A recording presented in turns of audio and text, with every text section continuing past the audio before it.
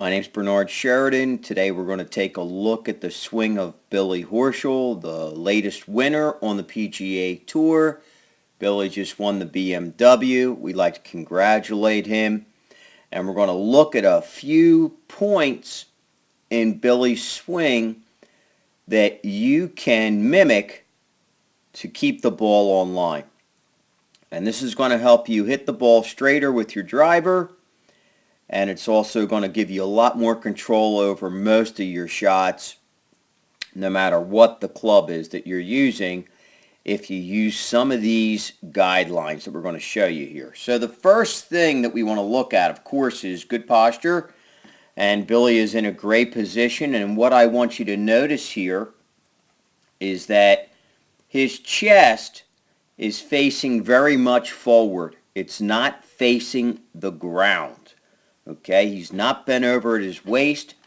He's very much so bent at his hip socket, which is right where pelvic meets hip bone. And essentially the best way to make that happen is to just pull your pelvic back before you start to bend your upper body over. So that's a good way to get in good position and good posture so that you can make a really good solid swing like Billy's going to do right now. So as we see that first move away, he kind of traces the imaginary target line with the shaft, and what I want you to notice is by the time he gets to the 8 o'clock position, the face of the club is just slightly closed. Just slightly closed, and that right hand is basically maintaining its position and not breaking down. So in other words, that right hand, the back of that right wrist is still flat by this point. Now what that's doing is it's keeping the club out in front of him and keeping the shaft on plane. So that's another piece that you want to think about by the time you're at this position, and this will also help you if you look here with another biggie that he's doing by this point, is that his hands are still remaining directly in front of his chest. And that's another great position. So along with great posture, this rotational motion of the body, maintaining that Y with the arms, no breaking down of the wrists, and now as he begins back, that hinge starts to happen at the top.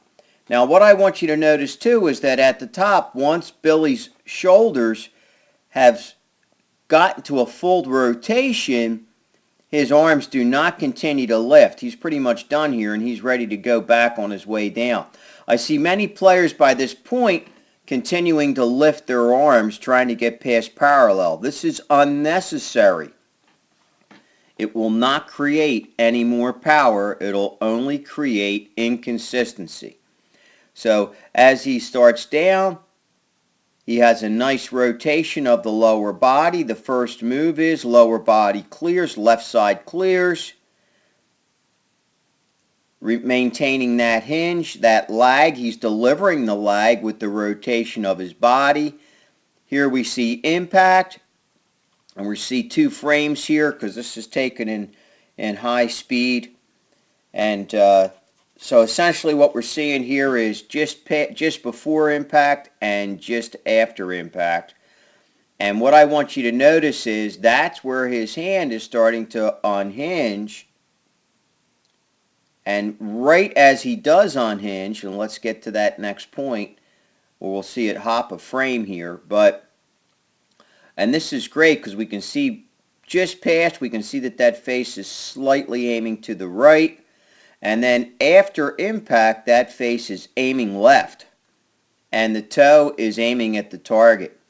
So and if we were to draw an imaginary line through that shaft, it would be aiming right at the target line. And that's where that right arm is fully extended.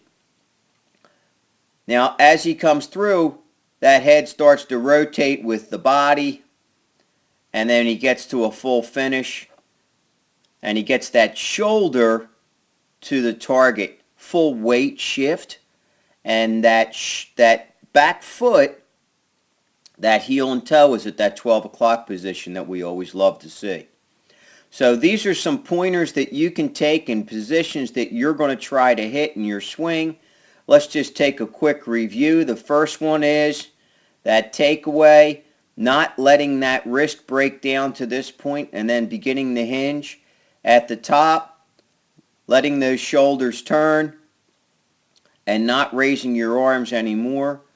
To start the downswing, clear the left side and let the arms fall along the foot line.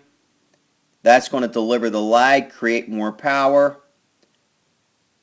After impact, chase that shaft down the target line and get a full weight shift. Get up on that toe at 12 o'clock and get that shoulder to the target. If you do these little tips in your swing, you'll be hitting a lot more fairways and getting a lot more wins against your buddies or at your local club, or if you're in events, you'll be winning some of those too, just like Billy Horschel. So congratulations once again to Billy Horschel for his latest win at the BMW. As always, I'm Bernard Sheridan. I thank you for being with us today from Par Breakers Golf Academy. And if you really like what you're seeing in our videos, please leave a comment below. We'd so much appreciate what you think. And we'd also really appreciate if you had any questions or things that you need help in your game. Please leave that question below and we'll address it in future videos. I'd like you also to remember that we have a golf instructional show that's a podcast on iTunes that's weekly.